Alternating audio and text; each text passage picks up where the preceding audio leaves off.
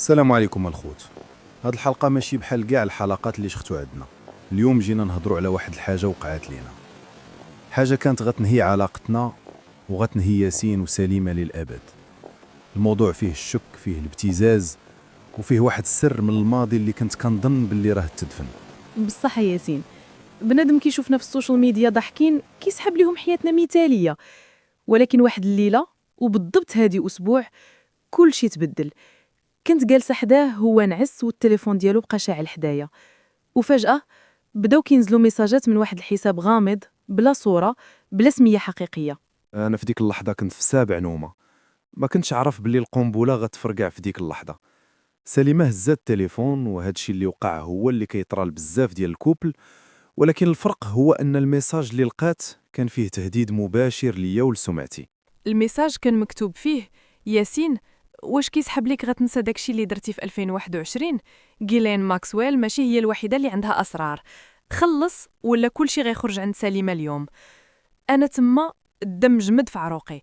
شنو هادشي اللي درتي يا ياسين وما عارفاهش؟ وعلاش هاد الناس كيبتزوك بالسميه ديالي؟ شفت سليمة نوضاتني وهي كترعد، الموبايل في يديها وعينيها عامرين دموع. في ديك اللحظة حسيت بالدنيا دارت بيا.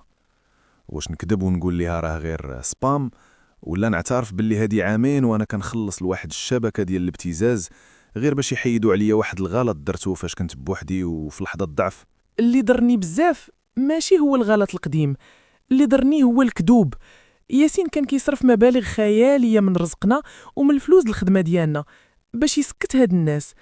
كنت كنلاحظ باللي الفلوس كتنقص، باللي هو ديما مسكون وديما خايف، ولكن كنت كنقول يمكن غير ستريس ديال الخدمة. الخوت، الابتزاز الالكتروني هو اخطر حاجة تقدر تطيح فيها.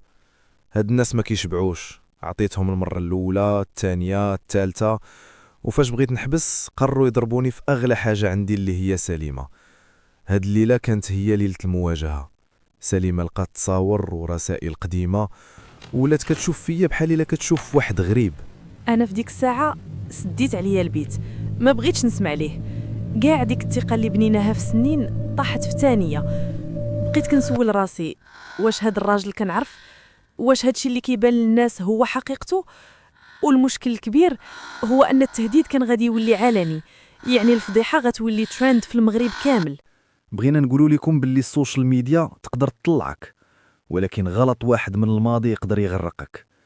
سليمة عطاتني مهلة ديال ليلة واحدة باش نحكي ليها كل شيء من طقطق للسلام عليكم، وإلا غادي تمشي لدارهم وما تبقاش ترجع. ودابا غادي نخليو ياسين يعترف قدامكم وقدامي بشنو كاين في هذيك الفلاش ديسك اللي لقيت، هذيك الشبكه وكيفاش قدروا يوصلوا ليه. الموضوع ثقيل بزاف وما كيتعلقش غير بينا، كيتعلق بأي واحد كيستعمل تليفون وعنده ماضي باغي ينساه. ما تنساوش، الحقيقة مرة ولكن خاصها تخرج. صعيب تواجه هادشي. الجزء الثاني صدمة كبيرة واللي كان صعيب نخرجوها لكم. داكشي اللي وقع ما تبغيهش لعدوك. اشترك الآن لمشاهدة الجزء الثاني الصادم.